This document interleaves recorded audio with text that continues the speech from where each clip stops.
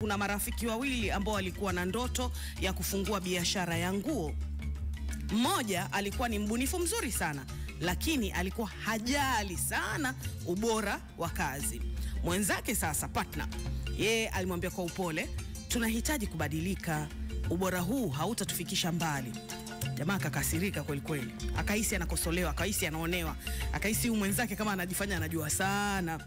Lakini baada ya wiki alitulia na kufikiri labda alikuwa sahihi.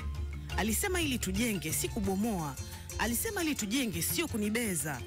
Wakaanza kuboresha kazi zao kwa pamoja, wakajifunza zaidi na biashara yao ikakuwa mara 2, ikapaa. Miaka 2 baadaye walikuwa na duka lao kubwa tu mjini. Fundisho gani ambalo tunapata kutoka kwa motisha hii ya leo? Kuambiana ukweli wa kujenga si kubezana, ni kusaidiana kuiona njia sahihi.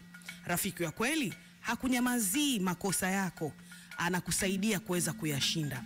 Wewe pia kama una motisha yako unaweza kushare nasi kupitia 0742111777 ili tuweze kwenda pamoja, ili tuweze kuwa na a positive day, kwa sababu siku ikishaanza vizuri asubuhi mapema ina maana mtiririko wake unakuwa bora zaidi.